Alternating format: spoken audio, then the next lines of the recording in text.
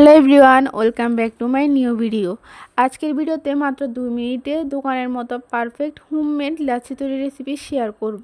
এখন তো রমজান মাস, তার সাথে গরম ইফতারিতে এক গ্লাস ঠান্ডা ঠান্ডা লাচ্ছি খান, তাহলে সারাদিনের সকল ক্লান্তি দূর হয়ে যাবে। লাচ্ছি তৈরি করার জন্য আমি একটা ব্লেন্ডার জারে দিয়ে দিচ্ছি কলা।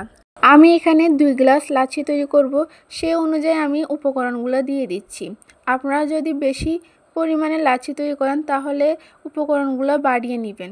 তো কলা দেওয়ার পরে এখন আমি দিয়ে দিচ্ছি চিনি। এখানে আমি 2 টেবিল চামচ পরিমাণ চিনি দিয়ে দিচ্ছি। আপনারা আপনাদের টেস্ট অনুযায়ী বাড়িয়ে অথবা কমিয়ে নিতে পারেন। এরপর দিয়ে দিব স্বাদ মতো লবণ। এখন দিয়ে দিব আইসক্রিম। আমি এই আইসক্রিমটা ব্যবহার করতেছি, আপনারা চাইলে ভ্যানিলা অথবা অন্য যে কোনো আইসক্রিম ব্যবহার করতে পারেন। আমি এখানে 3 চামচ আইসক্রিম দিচ্ছি। আইসক্রিমটা বেশি দিলে লাচ্ছিটা খেতে বেশি ভালো লাগবে, আর দোকানের লাচ্ছিগুলোতে গুঁড়া দুধ দেয় না, আইসক্রিমটা বেশি করে দেয়। এরপর এখানে দিয়ে দিব 3টা আইস কিউব, আর দিয়ে দিচ্ছি এখানে 2 টেবিল চামচ দই।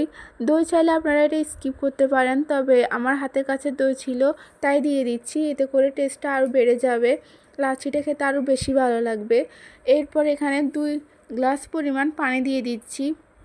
এখন এগুলাকে ভালোভাবে ব্লেন্ড করে নিব। ভালোভাবে ব্লেন্ড করে নেওয়া হয়ে গেলে আমাদের তৈরি হয়ে যাবে মজাদার ঠান্ডা ঠান্ডা দোকানের মতো পারফেক্ট হোমমেড লাচ্ছি।